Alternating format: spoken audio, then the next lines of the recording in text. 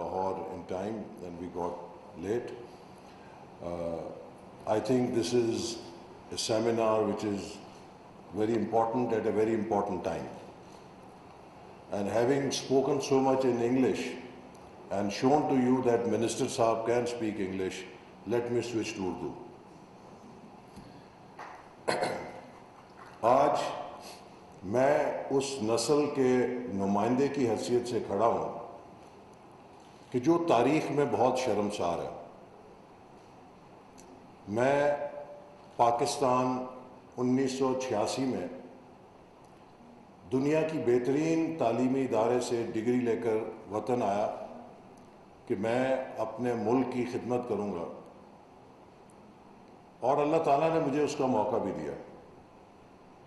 مجھے آج بھی یاد ہے کہ 1997 کا جب سال آیا تو ہم سب بہت پرجوش تھے، چونکہ وہ آزادی کی 50ویں سالگرہ کا سال تھا. اور اگرچہ ہمیں اس بات کا بہت شدت سے ملال تھا کہ پہلے 50 سالوں میں ہم پاکستان کو سنبھال نہیں سکے، آدھا پاکستان ہم سے جدا ہو گیا ہے، تو ہم بہت پر امید تھے کہ اگلے 25 سالوں کو ہم سنبھال لیں گے. اور مجھے یاد ہے کہ جب اس حکومت میں نے ویژن 2010 بنانے کو عمل کو شروع کیا تو ایک بہت آپٹیمزم کے ساتھ، بہت جوش کے ساتھ ہم نے ویژن 2010 لانچ کیا، جس کا مقصد یہ تھا کہ by 2010 we would like to see Pakistan as a middle income country. لیکن 2 سال کے بعد مارشل لا لگ گیا، وہ ویژن جو ہے اٹھا کے ردی کی ٹوکری میں پھینک دیا گیا، اور اس کے بعد پاکستان پھر ایک جنگ میں ملوث ہو گیا اور ہم دائروں کے سفر میں پھر چلے گئے. مجھے اچھی طرح یاد ہے کہ 99 کے شروع میں نے غالباً یہیں اسی ہال کے اندر اپنی ایک تقریر میں یہ کہا تھا کہ ہمارے اس اسٹڈی کے مطابق 2005 اور 6 کے بعد پاکستان انرجی ڈیفیسٹ کا شکار ہو جائے گا اگر ہم نے اپنی پاور جنریشن کیپیسٹی کو آگمنٹ نہ کیا. چونکہ 99 میں ہمارے پاس سرپلس بجلی تھی تو ایک بڑی کمپلیسنسی تھی، اور ہم اس وقت انڈیا کو اور ہمسایہ ملکوں کو بجلی بیچنے کی بات چیت کر رہے تھے. تو جب یہ بات میں نے کی تو ہر کوئی پریشان ہوا کہ بھئی آپ کیسے کہہ رہے ہیں، ہمارے پاس تو فالتو بجلی ہے. لیکن پھر ہم نے وہ سال ضائع کیے اور آپ نے دیکھا کہ 2006 کے بعد ہم واقعی توانائی کے بدترین بحران میں گرفتار ہو گئے.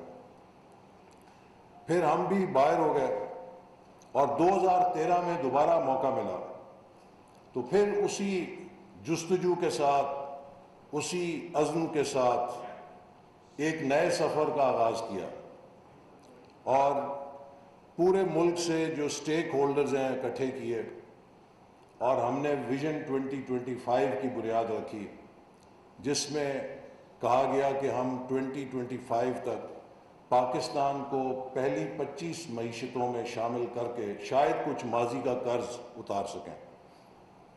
اور جب ہم نے یہ ویژن دیا تو ملک کے اندر 16 گھنٹے بجلی نہیں ہوتی تھی. کوئی دن نہیں گزرتا تھا کہ خودکش بمبار نہ پھٹے.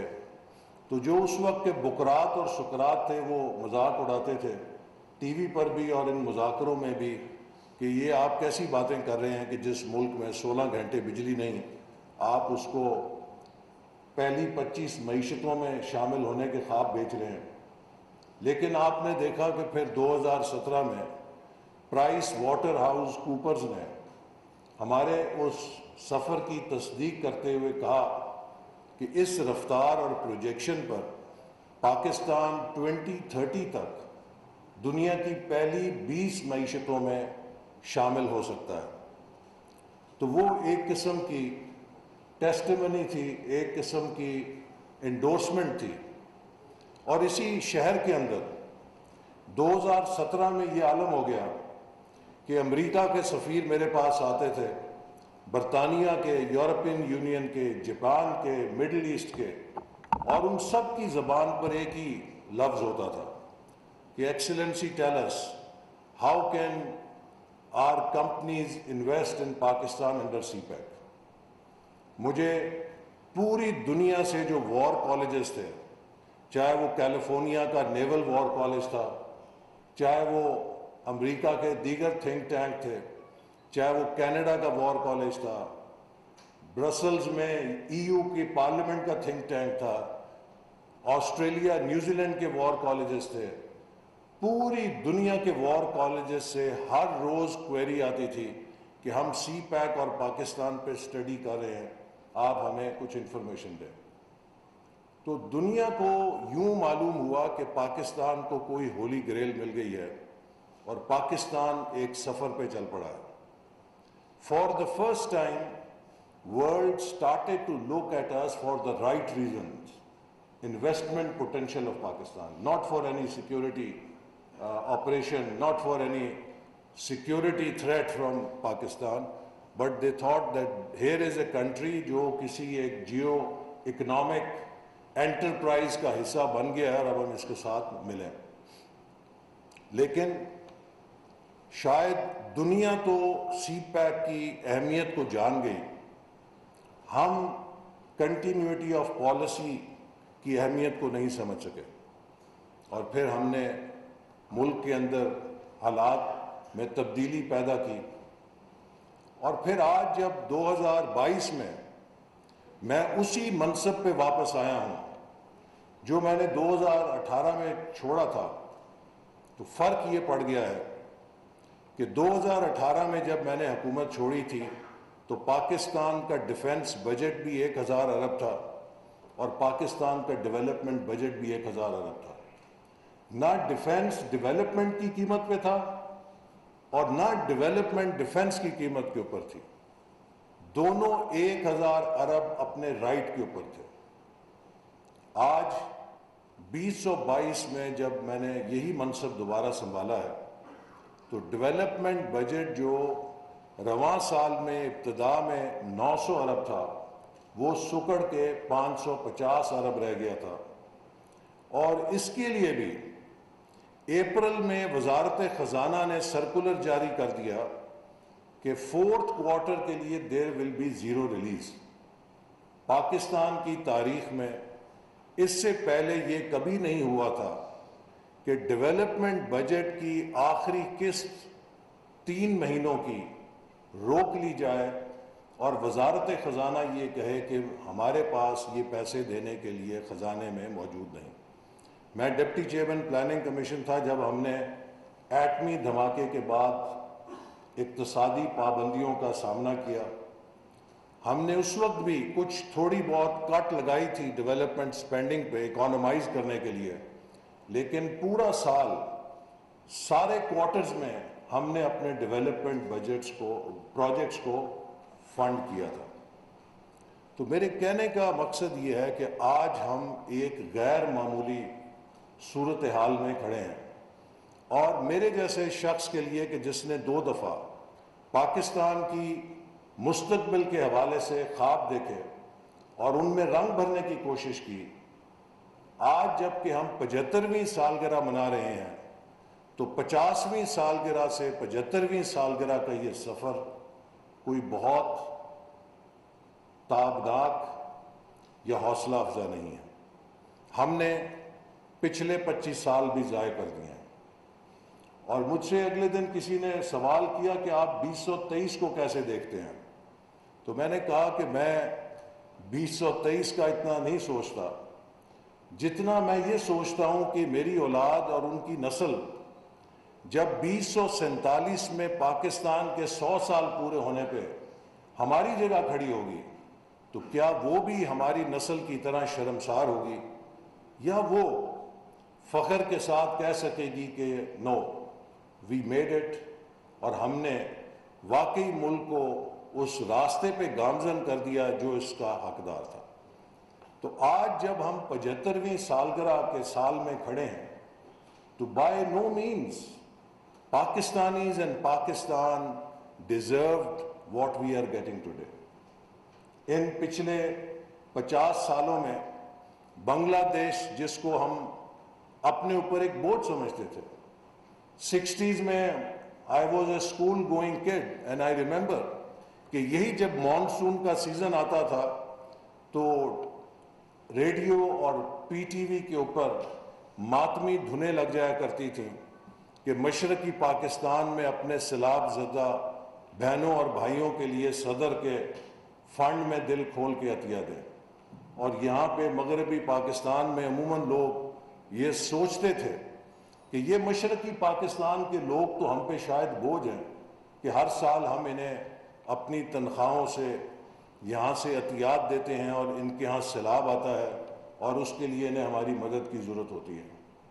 تو وہ مشرقی پاکستان بھی ان 50 سالوں میں ہم سے آگے نکل گیا اور آج ان کی وزارت اطلاعات بڑے فخریہ انداز میں اپنی 50ویں سالگرہ پہ یہ اشتہار لگاتی ہے کہ ہم نے پاکستان کو ہر سوشل اور اکنامک انڈیکیٹر میں پیچھے چھوڑ دیا ہے.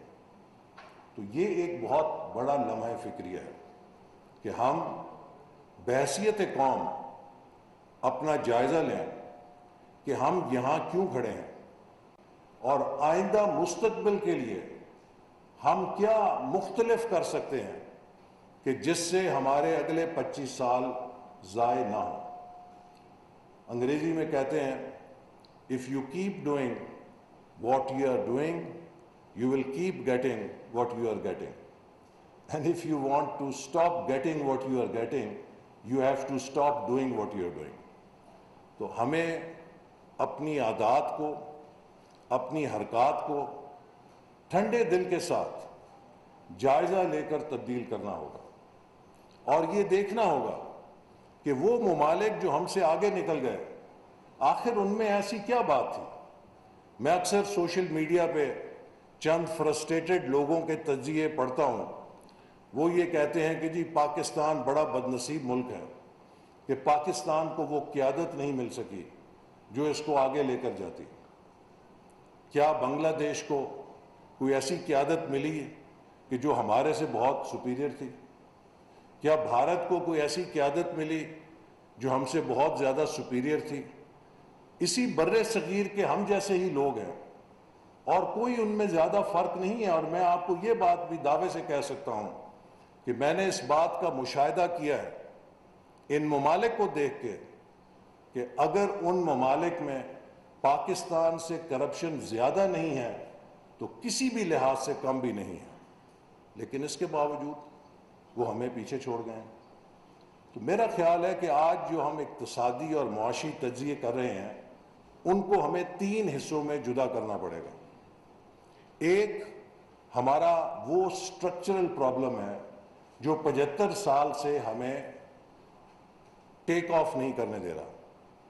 میں اکثر 2013-18 میں کہا کرتا تھا جب سی پیک کا ہمیں ایک بونس ملا کہ قدرت نے ہمیں تیسری دفعہ ٹیک آف کا موقع دیا ہے. اگر ہم نے اس موقع کو ضائع کر دیا تو پتہ نہیں پھر کب ملے گا. فرسٹ ٹائم 60s میں ہمیں ٹیک آف کا موقع ملا. ہم نے 65 کی جنگ کا ایڈونچر کیا اور خود کو گیٹ اپنا کریش لینڈ کر لیا اور اس کے بعد وہ سفر ہم سے علیحدہ ہو گیا. ارلی 60s میں دنیا کہتی تھی کہ ایشیا کے اندر next emerging Japan is Pakistan.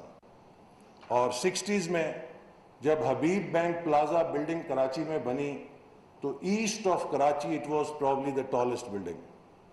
لیکن ہم نے اپنی سفر اور سمت بدل لی. دنیا اس سمت پہ چل پڑی جس پہ ہم چل رہے تھے اور ہم کسی اور سمت میں نکل گئے. دوسرا جو ہمیں ٹیک آف کا موقع ملا وہ 1991 میں ملا جب نواز شریف صاحب کی پہلی حکومت میں ہم نے اکنامک ریفارمز متعارف کرائیں، ڈی ریگولیٹ کیا پاکستان کی اکانومی کو، پرائیویٹائز کیا، لبرلائز کیا. اور وہ شعبے جو آج پاکستان کے اندر سب سے زیادہ روبسٹ گروتھ دے رہے ہیں، چاہے وہ ٹیلکوز ہیں، چاہے وہ فائنینشل سیکٹر ہے، اس کو ریاست کے شکنجے سے نکالا. پرائیویٹ سیکٹر بینکس کو اجازت دی، پرائیویٹ سیکٹر ٹیلکوز کو اجازت دی. اور آج آپ پاکستان میں دیکھیے کہ جو سب سے زیادہ گروتھ ہے وہ اگر ہے تو ان فائنینشیل اور ٹیلی کمیونیکیشن کے ان سیکٹرز میں ہے جہاں یہ پرائیویٹ انٹرپرائز آئی اور اسی طرح دیگر اصلاحات متعارف کرائیں. لیکن کیا ہوا؟ اس حکومت کو 2 سال میں رخصت کر دیا گیا اور بھارت جو اس وقت تک ہم سے پیچھے تھا، منموہن سنگھ جو ان کے وزیر خزانہ تھے، وہ سرتاج عزیز صاحب سے وہ SROs کی کاپی لیتے ہیں جو پاکستان نے متعارف کرائیں، اور 2 سال کے وقفے کے بعد وہ بھارت میں وہ ساری ریفارمز رفتہ رفتہ لے کر آتے ہیں، اور بھارت تسلسل کے ساتھ اس ریفارم ایجنڈے کو اپنا کر چلتا ہے تو سن 2000 میں بھارت پاکستان کو اوورٹیک کر لیتا ہے. تو آج جو سب سے بڑا سبق ہے وہ یہ ہے کہ آپ کو میں دنیا میں بہت سے ممالک گنا سکتا ہوں کہ جنہوں نے ہماری جتنی کرپشن کے باوجود ترقی کر لی ہے، لیکن ایک ملک آپ میں سے کوئی مجھے نہیں گنا سکتا کہ جس ملک نے سیاسی بے یقینی، پالیسیز کے عدم تسلسل کے ساتھ، پالیسی ریورسلز کے ساتھ ترقی کی. چونکہ جو ریفارم ہے اس کو کامیابی کے لیے کم از کم ایک ڈیکیڈ درکار ہوتا ہے. اگر ایک 10 سال کا تسلسل نہیں ہوگا تو کتنا بھی آپ اچھا کام کریں وہ نتائج نہیں دے سکتا. ہم اس ملک کے اندر پالیسیز کو تسلسل اور دوام دینے میں ناکام رہے ہیں، اور اس کی بڑی وجہ ہماری اندرونی سیاسی چپکلش ہے. 1998 میں امریکہ کا ایک محقق ہے اسٹیفن کوہن، انہوں نے ایک کتاب لکھی تھی، اور میں بار بار کہتا تھا کہ ان کی یہ کتاب ہر پاکستانی کے لیے ایک چیلنج ہے کہ ہم اسٹیفن کوہن کو غلط ثابت کریں. اس نے 1998 میں کہا کہ پاکستان کے لیے 3 سینیریوز ہیں. ایک سینیریو یہ ہے کہ یہ ریاست فیل ہو جائے گی.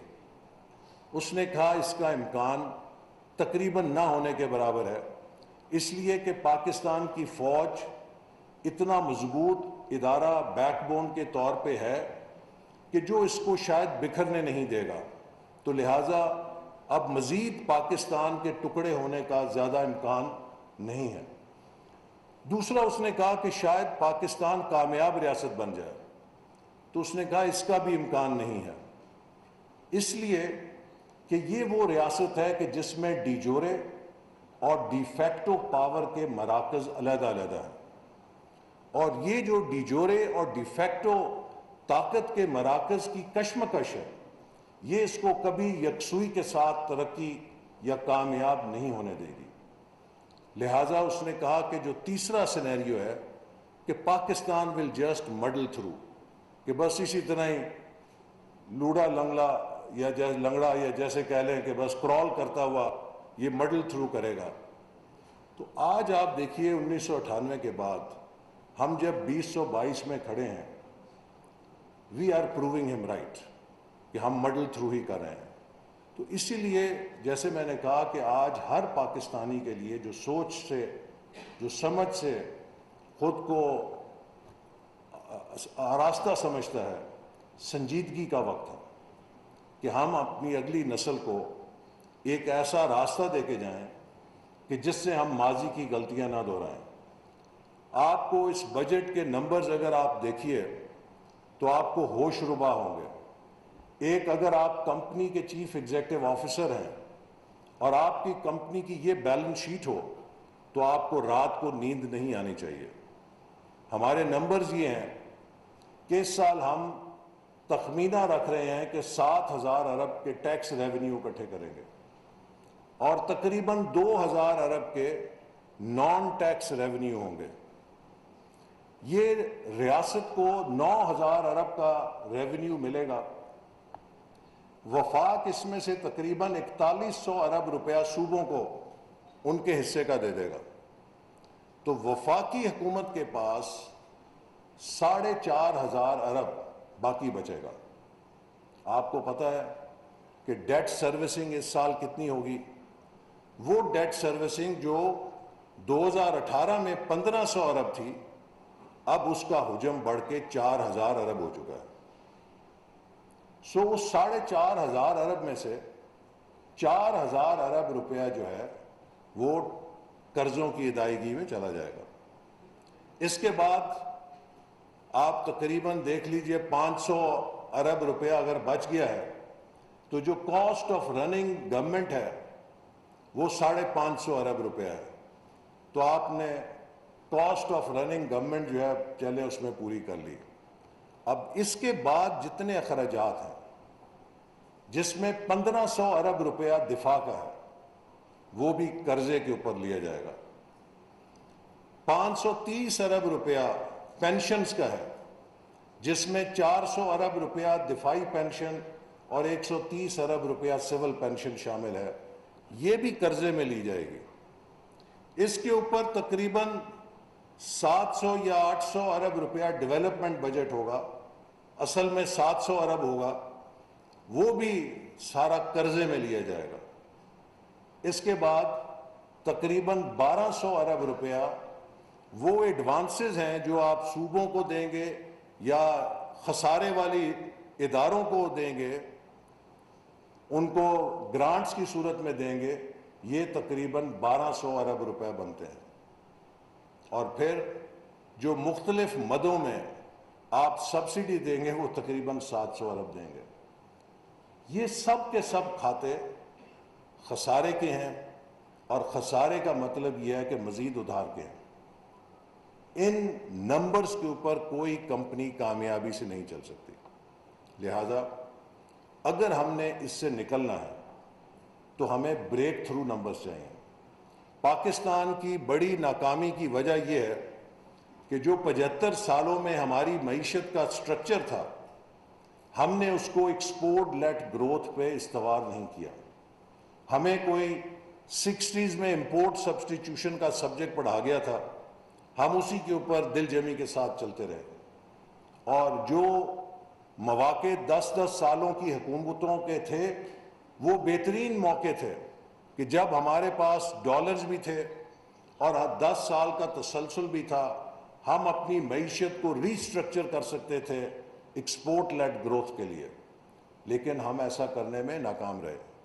نتیجتاً ہم جب بھی گروتھ کی طرف جاتے ہیں تو اس سے معیشت میں ڈیمانڈ پیدا ہوتی ہے اور ہم امپورٹ کرنا شروع کرتے ہیں، تو ہماری جو پروپینسٹی ٹو کنزیوم ڈالرز ہے تھرو امپورٹس، وہ ہماری جو کیپیسٹی ٹو ارن ڈالرز ہے اس سے میچ نہیں کر پاتی، لہذا کرنٹ اکاؤنٹ ڈیفیسٹ کھلنا شروع ہو جاتا ہے، اور ہم پھر بریکیں لگانے پہ مجبور ہوتے ہیں کہ امپورٹ کو کٹ ڈاؤن کریں، اکانومی کو سلو ڈاؤن کریں۔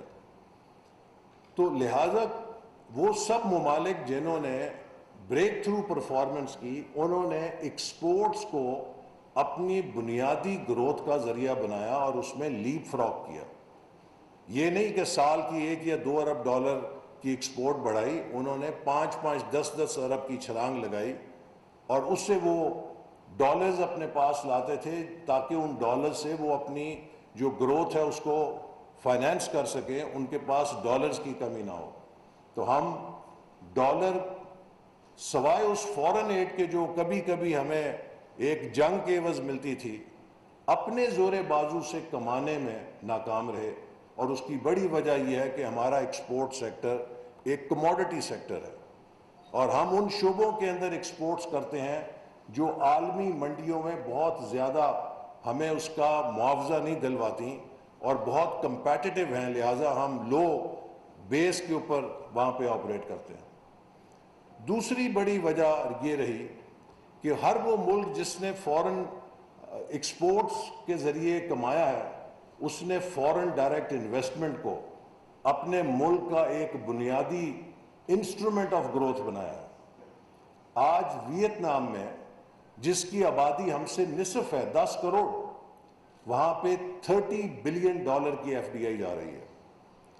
میانمار جو بہت چھوٹا سا ملک ہے، اس میں بھی 4 سے 6 ارب ڈالر کی فورن ڈائریکٹ انویسٹمنٹ جا رہی ہے، اور ہمارے ہاں 2017-18 میں بمشکل 3-3.5 ارب ڈالر آئی، جو پھر کریش کر کے 1.5 ارب ڈالر آ گئی ہے۔ اب آپ خود سوچئے کہ ایک 22 کروڑ کا ملک جس میں 60-80 ملین مڈل کلاس ہو، کیا وہ یہ حق رکھتا ہے کہ اس کے پاس صرف 1.5 ارب ڈالر ایف ڈی آئی آ رہی ہو؟ ہمیں تو کم از کم 20, 25, 30 بلین ڈالر سالانہ ایف ڈی آئی لینی چاہیے. تو ایف ڈی آئی کیوں نہیں آتی؟ بنیادی طور پہ دو وجوہات کہ جہاں پہ بھی فورن ڈائریکٹ انویسٹمنٹ جائے گی سب سے پہلے وہ پالیسیز کی سیفٹی یا کنٹینیوٹی کو دیکھتے ہیں کہ جہاں پر ہم جس پالیسی فریم ورک میں پیسہ لگانے جا رہے ہیں کیا اس کو سٹیبلٹی ہوگی، کنٹینیوٹی ہوگی. دوسری چیز وہ یہ دیکھتے ہیں کہ جہاں پر ہم پیسہ لے کر جا رہے ہیں کیا ہمارا سرمایہ محفوظ ہوگا، ان کا لیگل سسٹم ایسا ہے کہ جس سے ہم تحفظ حاصل کر سکیں. اگر ان کا اس ملک کے لیگل نظام پہ اعتماد نہیں ہوگا تو وہ صرف نظر کر کے وہاں سے گزر جاتے ہیں. پاکستان میں بدقسمتی سے یہی وجہ ہے کہ ہماری جو پولیٹیکل انسٹیبلٹی تھی اس نے پالیسی انکنسسٹنسیز اتنی پیدا کی کہ کسی فورن ڈائریکٹ انویسٹمنٹ کے لیے انویسٹر کو پاکستان، کمبوڈیا، لاؤس، ویتنام کے مقابلے میں پرکشش نظر نہیں آیا، اس کے باوجود کہ ہمارا سائز آف دا مارکیٹ بہت بڑا ہے. تو ایف ڈی آئی لینے کے لیے بھی ہمیں اپنے ملک میں انیبلنگ انوائرمنٹ کو بنانا ہے، اور جیسے میں نے کہا کہ اس کی پہلی شرط یہ ہے کہ ہم اپنے ملک کے اندر سرمایہ کاروں کا اعتماد حاصل کرنے کے لیے سٹیبلٹی لے کر آئیں، ایک اچھا لیگل نظام پر ان کا اعتماد لے کر آئیں، ان کو سیکیورٹی کا احساس ہو، ان کے لیے بزنس فرینڈلی ماحول ہو تو وہ بھاگ کر آئیں گے. تیسری چیز جو ہے جو کسی ملک کے لیے ترقی کے لیے ضروری ہے وہ اس کے اپنی ریسورس موبلائزیشن ہے through tax to G D P ratio, کہ اگر آپ اپنے ملک میں ٹیکس اکٹھا نہیں کر سکتے تو پھر آپ اپنی ڈیولپمنٹ کو کہاں سے فائنانس کریں گے. ہم بدقسمتی سے 11-9% tax to G D P ratio کے اوپر بس لٹکتے رہے ہیں اور کبھی اس پر بریک تھرو نہیں کر سکے. ہمارے خطے کے ملک جو ہیں وہ 16-18% tax to G D P پر جا چکے ہیں، اور اس کی بھی بڑی وجہ یہی ہے کہ جب کسی ملک میں استحکام نہیں ہوگا تو وہاں ریفارمز پہ کوئی کام نہیں کرے گا. وہاں پر ہر کوئی حکومت اپنی سروائیول کی جنگ میں لگی ہوتی ہے. وہاں پہ جب شارٹ ٹرم کی حکومتیں ہوتی ہیں تو رینٹ سیکنگ بیہیویئر پریویل کرتا ہے، کبھی لانگ ٹرم ریفارم ایجنڈے پہ کوئی کام نہیں کر سکتا. چوتھی بڑی چیز اسی سے منسلک یہ بھی ہے کہ ہمارے ملک میں بہت لو سیونگز اور انویسٹمنٹ ریشیوز ہیں. چونکہ ہمارے اپنے وسائل نہیں ہیں تو یہاں پر سیونگز کا ریشیو بھی بہت کم ہے. ہر وہ ملک جس نے تیزی سے ترقی کی ہے اس نے بچتوں کو فروغ دیا ہے، اور بچتوں کے ذریعے ان کے پاس انویسٹمنٹس کے لیے سرمایہ ہوتا ہے جو سوسائٹی کے اندر انویسٹ ہوتا ہے. یہ وہ تقریباً ساری بیسک فالٹ لائنز ہیں. پھر آخر میں اور جو سب سے امپورٹنٹ ہے کہ ہم نے اس ملک میں ہیومن ریسورس کو اگنور کیا ہے. کوئی دنیا میں ایسا ملک نہیں ہے کہ جو 50-55% خواندگی کے ساتھ یا 60% خواندگی کے ساتھ یہ کلیم کرے کہ وہ ایک تیزی سے ترقی کرتی ہوئی معیشت بن جائے گی. اور اس کی بڑی وجہ بھی یہ ہے کہ ہمارے پاس تعلیم پہ خرچنے کے لیے بجٹ کے اندر کوئی سپیس نہیں ہے. چونکہ وسائل نہیں ہیں، tax to G D P ratio low ہے اور ہمارے دیگر اخراجات زیادہ ہیں، تو تعلیم اور صحت کے شعبے ہمیشہ اس کی ہٹ لیتے ہیں. نتیجتاً ہماری poor quality of human resource ہے جو کہ ہمیں پھر راستے کی ایک زنجیر بن جاتی ہے. یہ ایک لینڈسکیپ میرا پیش کرنے کا مقصد یہ نہیں ہے کہ میں آپ کو مایوس کروں. اس کا مقصد یہ ہے کہ ہم سب پاکستان کے بارے میں اس لیے پر امید ہیں کہ اللہ تعالیٰ نے جتنے وسائل ہمیں دیے ہیں دنیا کے بہت کم ملکوں کو دیے ہیں. Pakistan is not an under developed country, we are just an under managed country. اگر ہم اپنے ملک کی مینجمنٹ کو ٹھیک کر لیں اور وہ نقائص جو 75 سال سے ہم نے پیدا کیے ہوئے ہیں وہ درست کر لیں تو یہ سب فیکٹر انڈاؤمنٹس اتنی تیزی کے ساتھ ہمیں اٹھائیں گی کہ شاید اس کا ہم اندازہ نہیں کر سکتے. لیکن یہ سب وہ کریکٹیو میجرز ہیں جو 1-2 سال کے اثرات دینے والے نہیں ہیں. یہ کم سے کم بھی 10 سال کا تسلسل مانگتے ہیں۔ اگر آپ نے بیرونی سرمایہ کاروں کا اعتماد بحال کرنا ہے تو ان کو کم از کم 10 سالوں کے لیے پالیسیز کو لاک کر کے دینا ہوگا کہ آپ آئیے ان شعبوں کے اندر، معدنیات میں دیکھ لیجئے ہمارا ابھی کتنا بڑا ایک قضیہ چل رہا ہے ریکو ڈیک کا، کہ ایک جو تجربہ ہوا اس کے اندر بھی ہم کن مسائل کا شکار ہو گئے اور کتنی مشکلوں سے اب نکل رہے ہیں۔ لیکن ہمارے پاس مائننگ اتنی زرخیز ہے کہ وہاں پر جتنی انویسٹمنٹ آ جائے کام ہے، لیکن وہ تب آئے گی جب ان کو سیکیورٹی نظر آئے گی اپنے انویسٹمنٹ کی اگلے 10 سال کے لیے۔ پاکستان میں انجینئرنگ سیکٹر کو اگر ڈیولپ کرنا ہے تو انویسٹمنٹ تب آئے گی جب کم از کم وہ 10 سال کے لیے آگے دیکھ رہے ہوں گے۔ ایگریکلچر سیکٹر کو اگر ڈیولپ کرنا ہے تو اس کے لیے بھی انویسٹمنٹ چاہیے۔ تو ان سب چیزوں کے لیے، چاہے وہ انویسٹمنٹ ہے، چاہے وہ انسٹیٹیوشنل ریفارم ہے، ٹائم ہیز کم کہ ہم سب بحیثیت قوم مل کر بیٹھیں اور اس بنیادی ایجنڈے کے اوپر کنسنسس کریں کہ اس ملک میں کوئی بھی حکومت آئے وہ اس بنیادی ایجنڈے سے انحراف نہیں کرے گی، اور پالیسیز کا تسلسل اور ریفارمز جو ضرورت ہے ہماری، ان کے تسلسل کو ہم یقینی بنائیں گے۔ اگر ہم نے یہ کام کر لیا تو مجھے یقین ہے کہ ہمارے اگلے 25 سال پاکستان کے بہترین 25 سال ہوں گے۔ لیکن اگر ہم نے یہ کام نہ کیا تو مجھے اندیشہ ہے کہ ہم اگلے 25 سال بھی گزشتہ 75 سالوں کی طرح ضائع کر دیں گے۔ تو اس لیے میرا خیال ہے کہ آج ہم سب اوپینین لیڈرز کو، میڈیا کو اور نوجوانوں کو سب سے زیادہ میں یہ کہنا چاہتا ہوں کہ یہ آپ کا فیوچر ایٹ سٹیک ہے، کہ یہ آواز آنی چاہیے کہ ملک کی تمام قیادت، ملک کے تمام سٹیک ہولڈرز، چاہے ان کا تعلق سیاست سے ہے، چاہے ان کا تعلق عدلیہ سے ہے، چاہے ان کا تعلق عسکری اداروں سے ہے، چاہے ان کا تعلق پرائیویٹ سیکٹر میڈیا سے ہے، چاہے ان کا تعلق بیوروکریسی سے ہے، کہ ہم سب اس آئین پاکستان کے اندر ایک ایسے چارٹر آف اکانومی کے اوپر اتفاق کریں کہ جو اس ملک کو دائمی ترقی دینے کا روڈ میپ بن سکے۔ یہ کام مشکل ضرور نظر آتا ہے لیکن ناممکن نہیں ہے۔ اس کے لیے ہم سب کو اپنی ذاتی یا گروہی مفاد سے بالاتر ہو کے خالصتاً پاکستان کے مفاد میں سوچنا ہوگا۔ اور میں یہ آپ کو بات تجربے سے کہہ رہا ہوں کہ جو 2013 سے 18 تک ہم نے عمل کر کے دیکھی کہ اس ملک کے ہر شعبے کے اندر کتنا پوٹنشل ہے۔ اور یہ بات بھی میں واضح کر دوں کہ سی پیک کے اوپر ہم نے پاکستان کی ترقی چائنا کو لیز پر نہیں دی تھی۔ سی پیک پاکستان اور چین کا ایک ون ون اشتراک تھا، جس میں چائنا کا بیلٹ اینڈ روڈ انیشیٹو اور پاکستان کا ویژن 2025 دونوں کی کانگرنس تھی۔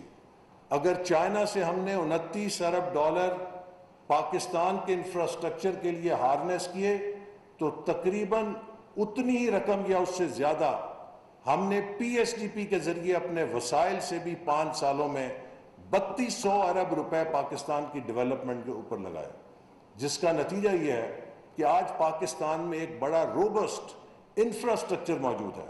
آج اگر پاکستان آئی ٹی کے اوپر پرومسنگ نظر آتا ہے تو اس لیے نظر آتا ہے کہ وہ 3G اور 4G کے نیٹ ورکس جن کو 8 سالوں سے پینڈنگ رکھا گیا تھا ان کو ہم نے لانچ کیا۔ چائنا سے ہم نے انفارمیشن ہائی وے لا کے فائبر آپٹک کیبل ڈال کے وہ انفارمیشن بیک بون دی، جس سے ہم ایک مضبوط ڈیجیٹل انفراسٹرکچر کو اس ملک کے اندر لے کر آ سکتے تھے۔ ہم نے ہائر ایجوکیشن کمیشن کے ذریعے ہر یونیورسٹی کے اندر اورک سینٹرز اور انوویشن سینٹرز بنا کے نوجوانوں کو سٹارٹ اپ کلچر کی طرف مائل کیا۔ اسی طرح وہ 1 ملین پلس نوجوان کہ جو اس وقت لیپ ٹاپ سے مستفیض ہوئے، ان کی اکثریت ای لانسنگ کرنے والے آئی ٹی انٹرپرینورز بنے، جنہوں نے پاکستان کو 3rd بگیسٹ ای لانسنگ کنٹری کر دیا۔ اسی طرح انرجی کا ایک ایفیشنٹ اور براڈ بیسڈ انفراسٹرکچر موجود ہے ہمارے پاس۔ آج پاکستان میں کنیکٹیوٹی کا انفراسٹرکچر موجود ہے. کراچی سے پشاور تک ایک موٹر ویز کا جال ہے. وہ بھاولپور کے، ملتان کے علاقے، سکھر کے علاقے، بلوچستان کے علاقے جو کبھی خود کو جڑا ہوا محسوس نہیں کرتے تھے، وہ آج پاکستان سے جڑ رہے ہیں. مجھے ڈیرہ بگٹی کے چند نوجوان ملے. انہوں نے کہا کہ آپ کو ہم بتانا چاہتے ہیں کہ ہم نے کبھی وہم و گمان میں نہیں سوچا تھا کہ ہم صبح ڈیرہ بگٹی سے نکلیں گے، دوپہر کو لاہور میں کڑاہی کھانا کھا کے دوستوں کے ساتھ رات کو واپس ڈیرہ بگٹی آ جائیں گے. لیکن آج موٹر وے کی وجہ سے یہ ممکن ہے. اسی طرح کراچی سے جب ناردرن ایریاز جائیں تو جو فیملیز ہیں وہ کہتی ہیں کہ اب ہم نے یہ ٹریول چھوڑ دیا ہے. ہم اپنی فیملی کے ساتھ ٹریول کرنا چاہیں تو ہم اپنی گاڑی میں جاتے ہیں چونکہ یہ سفر آسان ہو گیا. تو ایک کنیکٹیوٹی کے ساتھ ملک جڑ رہا ہے آج. یہ سب کچھ موجود تھا، لیکن اس کے اوپر بدقسمتی سے چونکہ پالیسی کا تسلسل نہیں رہا، اس انفراسٹرکچر کے اوپر جو انڈسٹریلائزیشن ہونی تھی وہ ہم کرنے میں ناکام رہے ہیں. سی پیک کا اصل ڈیویڈنڈ جو ہے وہ اکنامک کوآپریشن کے اندر انڈسٹریل کوآپریشن تھا، جس کے تحت ہم نے 9 اکنامک زون قائم کرنے تھے. 2020 ٹو 2025 لانگ ٹرم پلان کے اندر انڈسٹریل کوآپریشن کا ٹائم تھا، جس کے تحت یہ اکنامک زون 2020 تک تیار ہونے تھے. آج جب 2022 میں آپ کے سامنے کھڑا ہوں تو ایک اکنامک زون بھی تیار نہیں ہے، بلکہ ان میں سے 5 کے اوپر تو کام ہی نہیں شروع ہوا ابھی. تو دیکھیے دنیا پھر 5 سال 4 سال کسی کا انتظار نہیں کرتی. آج کل انویسٹمنٹ جو ہے وہ ڈیجیٹل سپیڈ کے ساتھ ایک مرکز سے دوسرے مرکز میں منتقل ہو جاتی ہے. تو ہم نے ان اپنی جو غلطیوں کو درست کرنا ہے، پاکستان کو دوبارہ ہم پلہ کرنا ہے.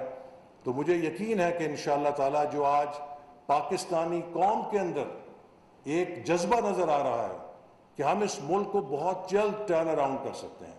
میں نے اگلے دن ہم ایک 28 جون کو ٹرن اراؤنڈ پاکستان کانفرنس کر رہے ہیں، جس میں سب سٹیک ہولڈرز کے ساتھ مل کر ایک روڈ میپ بنانا چاہتے ہیں کہ کس طرح ہم ملک کو دوبارہ ریوائیول کی طرف لے کے جائیں. تو میں نے لنکڈ ان پہ ویسے ہی میسج کیا کہ جو سینئر اسٹریٹجی کنسلٹنٹس پاکستانی کچھ ہیں ان کے تجربے سے فائدہ اٹھائیں، جو دنیا کو جا کے اپنا علم بانٹتے ہیں وہ اپنے ملک کو بھی بتائیں.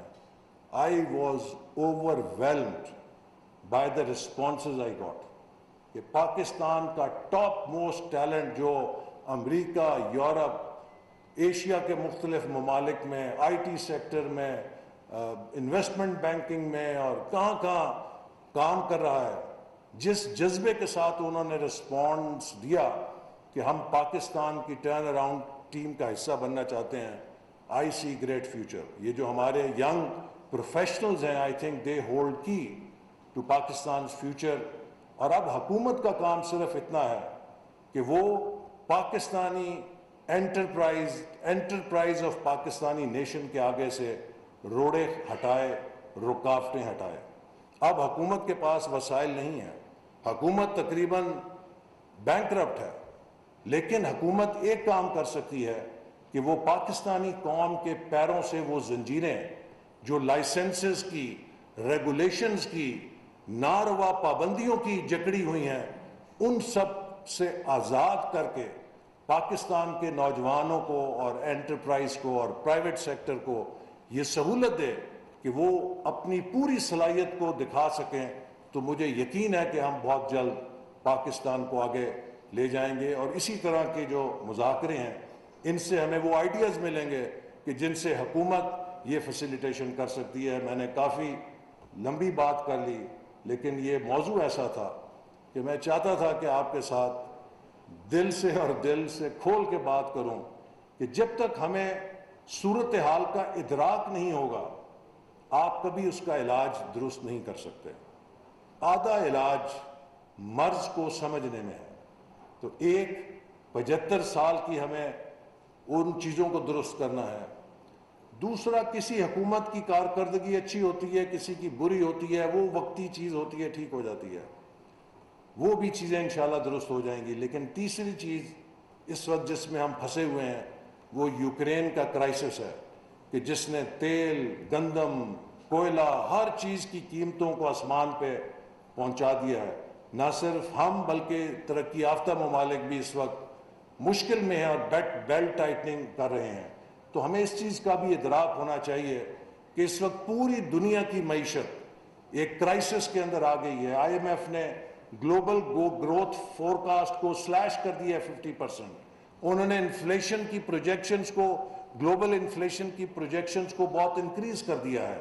تو یہ غیر معمولی حالات ہیں جن کے لیے ہمیں سنجیدگی اختیار کرنی پڑے گی۔ لیکن میں گلہ نہیں کرتا، جو ہمارا ماحول بنا دیا گیا ہے وہ یہ کہ ہم ہر چیز پہ مذاق شروع کر دیتے ہیں۔ جیسا کہ میرا بھی مذاق پچھلے دنوں بنا کہ جب میں نے یہ بات کہی کہ اگر ہم نے زر مبادلہ پہ قابو پانا ہے تو ہم ایک زرعی ملک ہوتے ہوئے کیوں کر افورڈ کر سکتے ہیں کہ ہم گندم بھی امپورٹ کریں، ہم چینی بھی امپورٹ کریں، ہم اسی طرح کپاس بھی امپورٹ کریں، ہم ایڈیبل آئل بھی امپورٹ کریں۔ ہم دنیا میں سب سے زیادہ چائے امپورٹ کرنے والا ملک، $500 ملین سے زیادہ، $500 بلین سے زیادہ چائے امپورٹ کرنے والا بھی ملک ہے۔ تو اسی تناظر میں میں نے جب یہ کہا کہ کوئی 5 پیالیاں پیتا ہے تو وہ 4 پی لے، کوئی 4 پیتا ہے وہ 3 پی لے، تو اس کا ایک مذاق بنا دیا گیا۔ یہی بات آسٹریلیا کے اندر جب ایک منسٹر نے کہی، جب وہاں بجلی کا بحران پیدا ہوا، کہ ہر آسٹریلیا کے شہری سے میں اپیل کرتا ہوں کہ آپ اپنے گھر میں بجلی کا ایک بلب بند کر دیں تاکہ ڈیمانڈ کم ہو، تو کسی نے مذاق نہیں بنایا۔ ہمیں اس ایک جو کلچر بن گیا ہے ٹرولنگ کا، ایک کلچر جو بن گیا ہے ہر چیز کو سرکاسٹک انداز میں مذاق بنانا، سنجیدہ چیزوں کے اوپر مذاق نہیں ہونا چاہیے۔ ہمیں ٹھنڈے دل کے ساتھ غور کرنا چاہیے کہ پاکستان کو ہم کس طریقے سے دوبارہ اس غیر ملکی امداد کے چنگل سے نکال کر اپنے وسائل پر اپنے پیروں پہ کھڑا کر سکتے ہیں، اور this requires a bit of seriousness۔ تو لہٰذا میں امید کرتا ہوں کہ میڈیا بھی اس میں ہماری مدد کرے گا، اور وہ نوجوان جن کا مستقبل داؤ پہ ہے وہ بھی سوشل میڈیا کے ذریعے اس پیغام کو عام کرنے کی اوپر کام کریں گے کہ آئیں ہم سب مل کر۔ دیکھیے، اختلاف اپنی جگہ ہے، اختلاف کو نفرت نہیں بننا چاہیے۔ آج پاکستان جس پولرائزیشن کا شکار ہے، اس پولرائزیشن کے ساتھ کوئی ملک آگے نہیں بڑھ سکتا۔ میں اس لیے یہ بات کر رہا ہوں کہ میرے جسم کے اندر آج بھی وہ گولی موجود ہے جس کے ذریعے ایک نوجوان نے، جب اس کے دماغ میں نفرت بھری گئی تھی تو میری زندگی لینے کی کوشش کی تھی۔ تو ہمیں اپنے معاشرے کو اس طرح کے نفرت اور تشدد کے رویوں سے بچانا ہے، چونکہ انتشار کے ساتھ، پولرائزیشن کے ساتھ، مہاجرائی کے ساتھ کوئی ملک آگے نہیں بڑھ سکتا۔ ہمیں اپنے اداروں کو، ان کے ساتھ عوام کے تعلق کو جوڑ کے رکھنا ہے۔ جو ہائیبرڈ وار ہے اس کا بنیادی نقطہ یہی ہے کہ فیک نیوز کے ذریعے آپ لوگوں میں اور قوم میں ڈسکارڈ پیدا کرتے ہیں۔ فیک نیوز کے ذریعے آپ عوام اور اداروں کے درمیان بد اعتمادی پیدا کرتے ہیں، کیونکہ جب یہ بد اعتمادی معاشرے کے اندر پھیلتی ہے تو پھر اس کے بعد وہ معاشرہ یا ٹارگٹ کنٹری انٹرنلی امپلوڈ کر جاتے ہیں۔